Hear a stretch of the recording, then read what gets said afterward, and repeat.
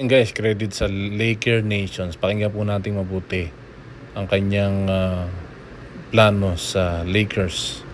Hello, everybody. Trevor Lane here for LakersNation.com, your home for everything Lakers. We are here in Atlanta, joined by Kai Sotto, NBA draft prospect. Kai, thanks so much for having us out here. What up, guys? Thank you for having me. So, Kai is working to prepare for the NBA draft. I guess first and foremost, why don't you fill us in a little bit on what you've been working on to get ready for the draft coming up? I'm just working on my strengths and weaknesses. Try to improve my all-around game and try to be ready for this upcoming NBA draft and the team workouts. So I'm here in Atlanta, and Jeremiah Boswell and the TSF family has been helping me all throughout that journey.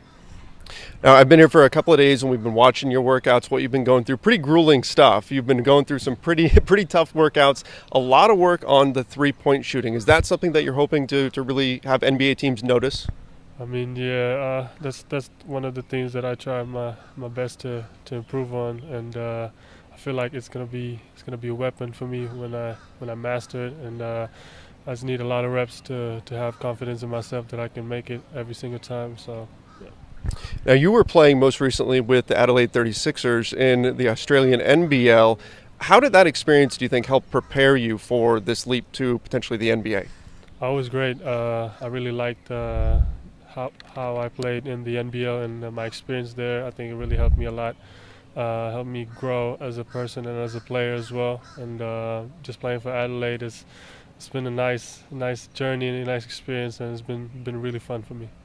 Was there a moment where you thought, okay, this is it, this is the right time for me to try to make this jump and put my name into the NBA draft? When you were in the NBL, did you think, okay, this is proof for me that I'm ready for this next step? I mean, it started ever since the league started. I had confidence in myself that I have to show up and do my job and show everybody and prove to myself that I'm an NBA worthy player. And I mean, I got a slow start. I got injured at the start of the season, but I think as time went by, I felt better and I played better. So just the whole process has been amazing, and I think it really helped me a lot. Now, we need to talk about the fact that you would be, when you play in the NBA, you would be the first full-blooded Filipino to play in the NBA. What does that mean to you? It means a lot. I mean, I always say it's my dream to play in the NBA, be the first Filipino, but it's a lot of people's dreams too. When I go back home, I can feel that a lot of millions of Filipinos, that's their dream as well. So I'm carrying a lot of dreams in my back, and I always put that in mind that I have to work hard every single day to achieve that dream, and not just to do it for me, to do it for my family, and to do it for everybody else as well. So I have to ask you, we ask this of a lot of draft prospects. What is it that is more important to you? Is it your draft spot in terms of you get drafted earlier or later in the draft, or perhaps even go undrafted, or is it going to the right destination? What do you think matters the most? I feel like as long as I do my job, I'll be at the right destination. I think if I do my best and I work really hard, I think God will put me in a place that I will succeed in. So I just trust the process and just continue on focusing on improving every single day, and I believe that I'll be in the right spot when the time comes. When you were growing up, were you a fan of any particular NBA team? I wouldn't say teams, but I've been watching a lot of NBA players and trying to learn from them. So, yeah. Are there any players specifically that you thought, this is the guy that I really want to try to follow his game?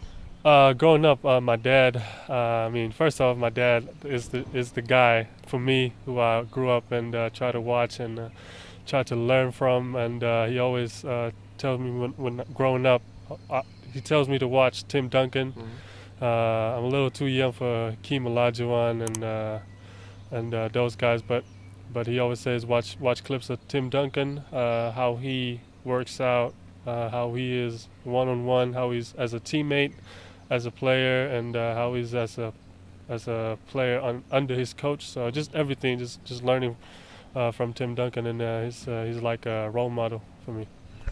Incredible player for sure. Definitely a Hall of Famer and somebody who has made, I mean, just had incredible success in the NBA.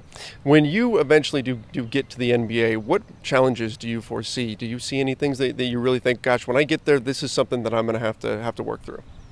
I'm expecting a lot of challenges starting from day one.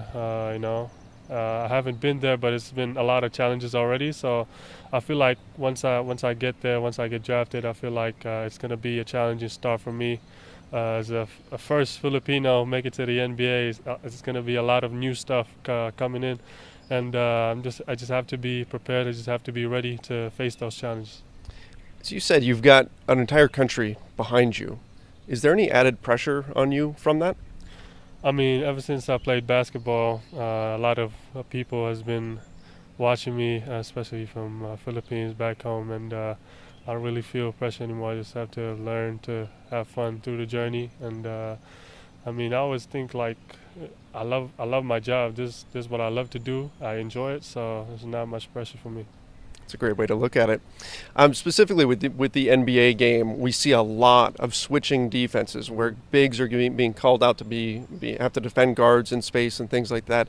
Is that something that you're going to feel comfortable doing? We know you're working on the three-point shooting. Defensively, do you worry about getting put onto a lot of guards in switch situations? Oh, that's one of the things that I've been really working on here with Jeremiah is my defense. I feel like I'm confident protecting the paint because of my length, my size, but I have to improve on guarding smaller players because here in the NBA, a lot of everybody's pretty talented, pretty skilled, pretty athletic. So I have to be ready physically and mentally. So I mean, it's all about preparation, and I think I'm on the right path preparing for that stage. So you're heading into workouts with a number of different, I believe it's 12 different NBA teams that you're going to be working out for. Anything that you're doing mentally to prepare for those, because they're going to be asking you a lot of questions. They're going to be putting you through the ringer physically, mentally as well. What are you doing to prepare for that? As I said, preparation is key, and I think I've been preparing pretty well here. And I mean, on the mental side, I just have to stay ready and stay locked in. And I think I'm pretty confident that I just keep on doing what I'm doing here, keep preparing, and I think I'll do fine when I get there. Last thing for you, what are your goals? What are your goals? I mean, beyond just getting to the NBA, what are some of the things that you want to accomplish? I mean, the biggest goal. I mean, the biggest goal is the NBA, but like the dream behind it is to inspire a lot of Filipinos, a lot of people, and especially Filipinos, especially the younger generation. To be the first full-blooded Filipino to be in the NBA I think will show a lot of Filipinos that hey, we can make it too. Just to serve that inspiration and to use my platform to help a lot of people. Yeah. All right. Well, Kai, thank you so much for having us out here. We really had